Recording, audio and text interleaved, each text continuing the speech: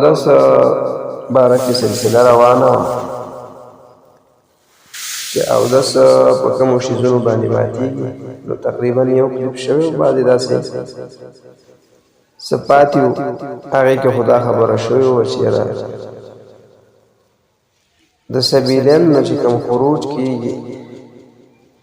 نو هغه اودس ماتوي، یا کوم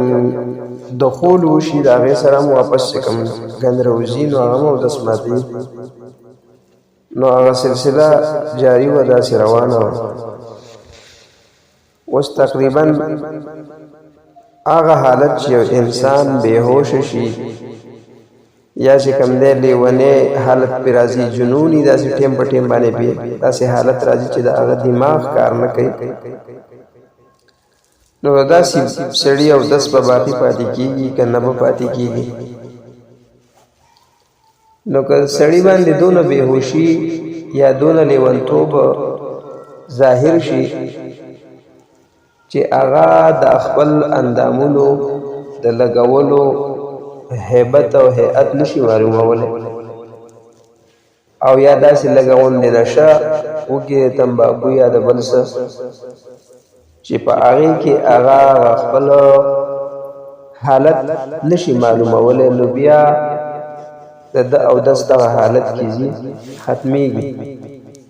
ځکه چې بیا دته د خپلو حواسو پته نه لګي. نو د هغې سره د ده اودس دا به باقي نه پاتې کېږي. یا مثال په طور باندې په رکوع سجدې حالت کې په مانځه کې دننه چې کوم دی انسان قهقهه ولګوي او وخاندي، خو خندا یې په داسې انداز باندې وي چې په خپله هم اواز واوري او د سره خوا کې چې څوک ناست ولاړي هغه هم په دغې باندې پوه شي، نو بیا هم د ده اودس چې کوم دی دا باقي نه پاتې کېږي. او که چېرته مثال په طور باندې د دونه حالت کې وخندل چې د په خپله باندې د خندا په اواز باندې دا پوه شو او بل څوک دی پوه نه شو، نو دغه حالت کې چې کوم دی موږ ته نقصان رسي خو اودس یې بیا نه ماتېږي. او که مثال په طور باندې دونه حالت کې د وخندل چې صرف غاښونه یې ښکاره شو، نو په هغه حالت کې بیا موږ ته نقصان نه رسېږي او اودس یې باقي پاتې کېږي. نو دغه حالتونو کې چې انسان په قهقهه سره په مانځه کې وخاندي نو د دغو مونځ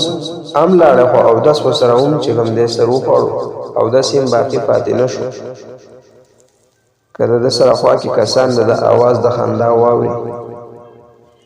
نو په دغه حالت کې ها یو خبره دا ده که چېرته مثال په طور باندې نابالغ ماشوم وي یا نابالغه ماشوم او په مانځه باندې ولاړی او په قهقهه سره وخاندي نو د هغې اودس به باقي وي، هغه نه ماتېږي. او مونځ خو د هغې چې کوم دی کلام نه نو نابالغ دی خو اودس د هغې نه ماتېږي. یا چې کوم دی د جنازې یا د سجدې تلاوت په دغه کې مانځه کې سړی په خندا وخاندي نو دغه کې هم اودس چې کوم دی که بالغ وي که نابالغ وي اودس یې نه ځي، دا نه ماتېږي. دغه کې اودس بیا باقي پاتې کېږي. او په مباشرت حالت کې چې انسان بربند وي د خپلې بیبي سره او یا شرمګاه میلاو کي یا چې کوم دی دوه ښځه خاوند وي یا چې کوم دی داسې هیئت کې وي خو چې بربند او د یو بل سره چې کوم دی هغې خپلې شرمګاه میلاو کي بغیر څه د حایل نه، نو په دغه حالات کې هم چې کوم دی د هغې اودس بیا ماتېږي. نو دغه شیزونه راباندې چې کوم دی دوی باندې اودس ماتېږي، خو انسان ترې ناخبره لږ خبرول ځان پکاري.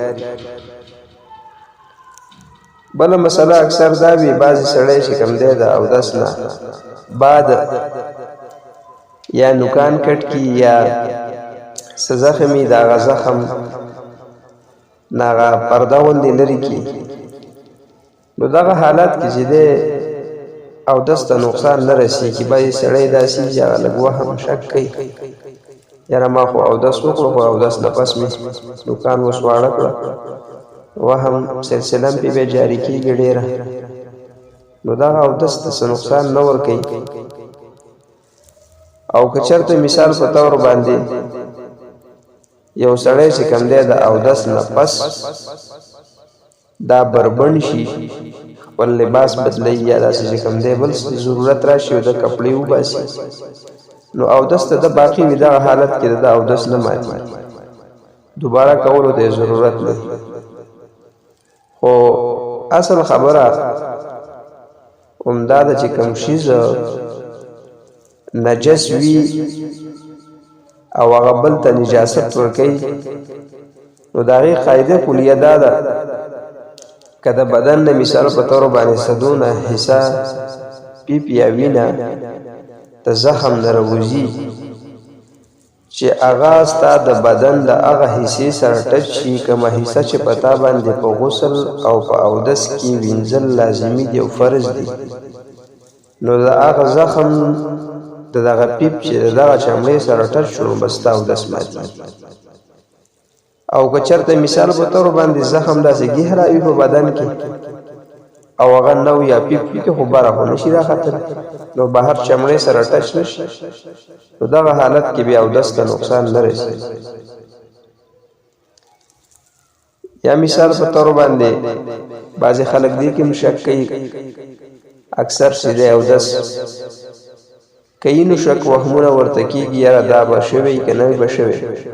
یا یو اندام وینځلی یو بیا د سر نه شروع واچوي، نو که چېرته مثال په طور باندې په اودس کې دننه یو اندام باندې شک یا وهم غالب شي چې یاره دا رانه پاتې شوی نو دوباره دې ووینځي. خو که چېرته بیا وروسته یې اودس وکړو د اودس نه بعد راپاڅېدو بیا هم دته دا شک وهم و چې یاره ما ته څه رانه پاتې شوي دي په دې اودس کې او زه دوباره اودس کوم، نو که په یقین سره واخو بس بهتره ده چې دوباره وکړي یا هغه اندام وینځي، او که په یقین سره نه و نو دوباره اودس کولو ته یا هغه شک او وهم د هغې د ختمولو دپاره چې کوم دی بس نه کول پکار دي، بس دا هغه اودس چې کوم دی هغه وشو. نو دغه یو څو مسایل چې کوم دی دا لږ بعضې داسې وو چې دې ته ضرورت ډېري، بعضې خلک دې ناخبره او دغه شان سلسله انشاءالله روانه ده. مخکې به بیا نور بیانو چې یاره کومو شیزونو باندې اودس چې کله په کوم حالت کې نه نو هغه حالت کې به قرآن نه اوچتول یا سپاره نه اوچتول یا داسې نور شیزونه احادیث روچتول، نو د هغې باره کې یو بیا بیان کوو انشاءالله. فی الحال چې کوم دی نو دغه څو مسلې وي دا کافي دي. الله دې په د عمل کولو توفیق راکړي.